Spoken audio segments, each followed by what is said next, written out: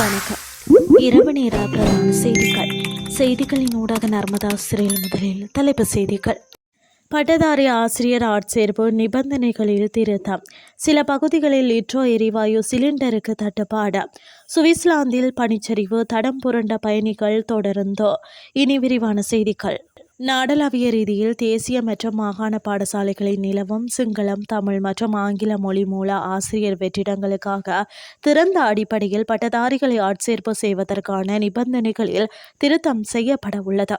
இது தொடர்பாக கடந்த பிப்ரவரி 2 வெளியிடப்பட்ட அதிவிசேட வர்த்தமானி அறிவித்தலின்படி விண்ணப்பதாரிகள் தமது பாட தகமைகளை பூர்த்தி செய்திருக்க வேண்டிய இறுதி திகதி 2026 மார்ச் 5 என நீடிக்கப்பட்டுள்ளது.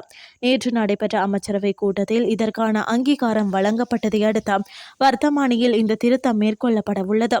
இதன் மூலம் பரீட்சைக்கு தோற்றவுள்ள அதிகளவான பட்டதாரிகளுக்கு விண்ணப்பத்திற்கான வாய்ப்பு கிட்டும் என எதிர்பார்க்கப்படுகிறது.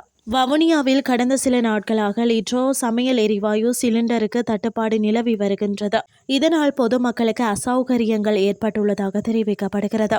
குறிப்பாக கடந்த சனிக்கிழமையில் இருந்து இந்த தட்டுப்பாடு நிலைமை காணப்படுவதுடன் நகரத்தில் உள்ள அநேகமான விற்பனை நிலையங்களில் எரிவாயு சிலிண்டர்கள் முற்றாக தீர்ந்துள்ளது.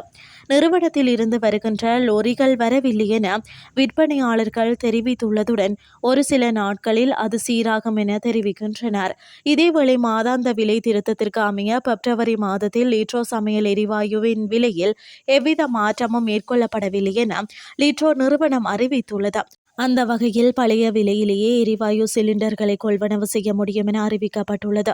அதன்படி 12.5 கிலோகிராம் லிட்ரோ எரிவாயு சிலிண்டர் 3690 ரூபாவாகவும் 5 கிலோகிராம் சிலிண்டர் 1482 ரூபாயாகவும் 2.3 கிலோகிராம் 694 ரூபாயாகவும் விற்பனை செய்யப்படும் என குறிப்பிடப்பட்டுள்ளது.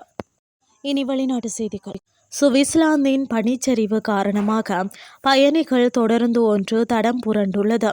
குறித்த சம்பவம் வலைஸ் மாகாணத்தில் கொபெயின்ஸ்டைன் அறிக்கை இடம்பெற்றுள்ளது. சம்பவம் தொடர்பில் மேலும் தெரிய வருகையில் குறித்த தொடர்ந்தோ பிரிக் நகரில் இருந்து புறப்பட்டுள்ளது. இந்த நிலையில் ஸ்டார்க் ராபன் பகுதியில் சென்று கொண்டிருந்த போது மலை உச்சியில் இருந்து சரிந்து விழுந்த பனியில் தொடர்ந்து சிக்கியுள்ளது. இதன்போது தொடர்ந்தின் பல பெட்டிகள் தண்டவாளத்தை விட்டு விலகி தடம் புரண்டுள்ளன. இந்த நிலையில் விபத்தின் போது தொடர்ந்தில் சுமார் 80 பயணிகள் இருந்தனர். தகவல் அறிந்து உலங்கு வானூர்தியில் வந்த மீட்பு படையினர் மோசமான வானிலைக்கு மத்தியில் மீட்பு பணிகளை மேற்கொண்டுள்ளனர். இதையடுத்து தொடர்ந்தில் இருந்த பயணிகள் அனைவரும் வெளியேற்றப்பட்ட நிலையில் காயமடைந்த 5 பேருக்கு சிகிச்சை அளிக்கப்பட்டு வருவதாக தெரிவிக்கப்பட்டுள்ளமை குறிப்பிடத்தக்கது. இத்துடன் செய்திகள் யாவும் நிறைவடைகின்றது. அடுத்து காலை 8:30 எதிர்பாருங்கள். நன்றி.